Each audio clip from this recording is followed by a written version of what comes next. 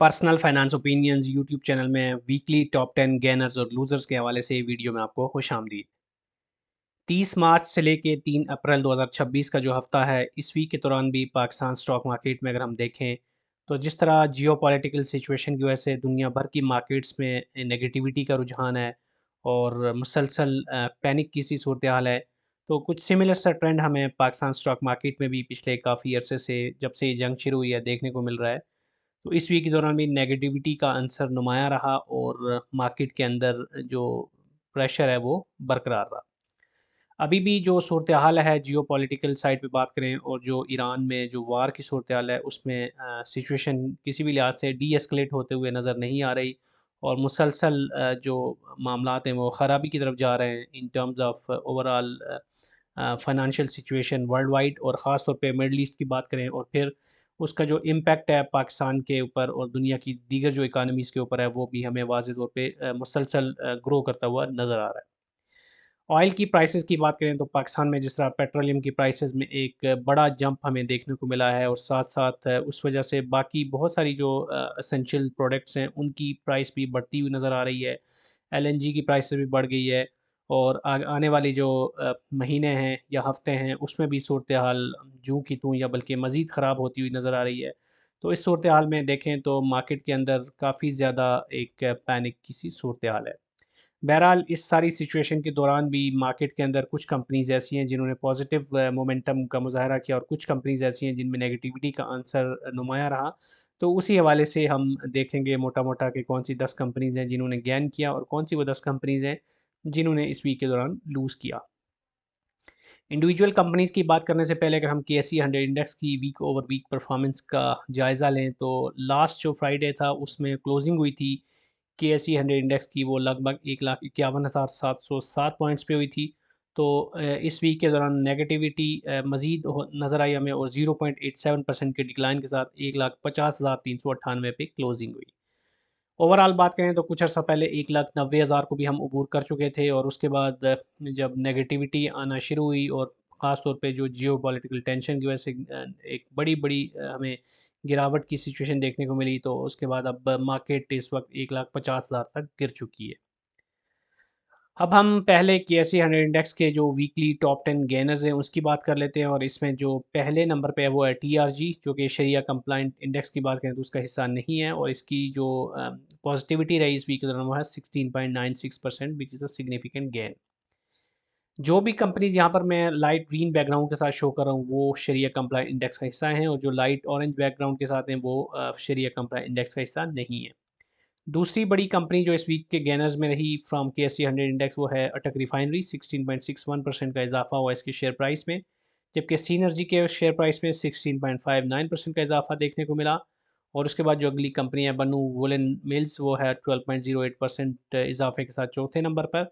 और फिर power cement के शेयर प्राइस में 10.81% का इजाफा देखने को मिला इस वीक के दौरान, जबकि हबीब बैंक के शेयर प्राइस में 9.12% की हमें इंक्रीज़ देखने को मिली, जबकि स्विस सदर्न गैस के शेयर प्राइस में 9.06% का इजाफा हुआ इस वीक के दौरान। एफसीसीएल यानी फौजी सीमेंट की बात करें तो इसके शेयर प्राइस में 8.56% का इजाफा रिकॉर्ड किया गया, जबकि मीज़ान बैंक के शेयर प्राइस में 8.51% की इम्प्रूवमेंट हुई इस वीक के दौरान। जबकि नेशनल बैंक की बात करें तो इसमें 8.11% का इजाफा हुआ। तो ओवरऑल टॉप 10 में अगर आप देखें तो बैंकिंग सेक्टर में से आपको 3 शेयर्स देखने को मिल रहे हैं, एनबीपी, एमईबीएल और एचबीएल। जबकि सीमेंट सेक्टर में से आपको पावर सीमेंट नज़र आ रहा है और फौजी सीमेंट भी नज़र आ रहा है। और टेक्नोलॉजी सेक्टर में से आपको एक कंपनी नज़र आ रही है, टीआरजी। अब अगर हम नेगेटिव साइड पे देखें जो वीकली टॉप 10 लूज़र्स रहे हैं उसमें जो सबसे ज़्यादा हमें नेगेटिविटी देखने को नज़र आई वो है स्टैंडर्ड चार्टर्ड बैंक के शेयर प्राइस में 6.97% की, जबकि एजीपी जो कि फार्मा सेक्टर की कंपनी है इसमें 4.2% की कमी हमें देखने को मिली शेयर प्राइस में इस वीक के दौरान, जबकि सर्विस इंडस्ट्रीज़ के शेयर प्राइस में 4.04% की गिरावट देखने को मिली। एसएस ऑयल मिल्स के शेयर प्राइस में 3.31 की कमी देखने को मिली, जबकि कोहिनूर टेक्सटाइल मिल्स के शेयर प्राइस में 3.13% का डिक्लाइन इस वीक के दौरान हमें देखने को मिला। बैंकिंग सेक्टर में से यूबीएल के शेयर प्राइस में 2.98% की गिरावट हमें देखने को मिली, जबकि हेलियन जो कि अगेन फ्रॉम फार्मास्यूटिकल सेक्टर इसके शेयर प्राइस में 2.84% की कमी इस वीक में रिकॉर्ड की गई। गदून टेक्सटाइल के शेयर प्राइस में 2.64% की कमी, जबकि फातिमा फर्टिलाइज़र के शेयर प्राइस में 2.57% की गिरावट देखने को मिली इस वीक के दौरान। जबकि अटक पेट्रोलियम के शेयर प्राइस में 1.72% की कमी हमें देखने को मिली। बावजूद इसके कि नेगेटिविटी का अंसर नुमाया रहा, आप देख सकते हैं कि जो कंपनी जिन्होंने गेन किया है परसेंटेज जब में टॉप 10 की बात करें, तो उनके जो गेंस हैं काफ़ी ज़्यादा रहे, जबकि जो लूज़र्स हैं बावजूद इसके कि ओवरऑल नेगेटिविटी रही, तो इनके शेयर की प्राइस में कोई बहुत बड़ी गिरावट हमें देखने को नहीं मिली। मोस्टली 2% 3% के आसपास ही हमें यहाँ पर देखने को नज़र आ रही है। तो इसकी एक रीज़न तो ये भी है कि पिछले कुछ अर्से में ऑलरेडी बहुत ज़्यादा गिरावट आ चुकी है majority of the shares from different sectors. तो अब कितना ज़्यादा ये मज़ीद गिर सकती हैं, obviously that depend not on the individual companies fundamentals as of now.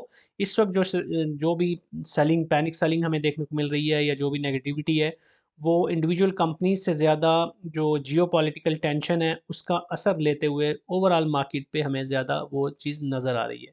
तो इसमें आप देख सकते हैं कि कुछ फंडामेंटली स्ट्रॉन्ग कंपनीज़ भी हैं, उसमें भी हमें नेगेटिविटी देखने को मिल रही है। और अगर इन जनरल देखा जाए तो ये कंपनीज़ सॉलिड फंडामेंटल्स की हामिल कंपनीज़ हैं। जैसे यहाँ पे यूबीएल आपको नज़र आ रही है, फातिमा फर्टिलाइज़र नज़र आ रही है, हेलियन नज़र आ रही है, स्टैंडर्ड चार्टर्ड बैंक नज़र आ रहा है।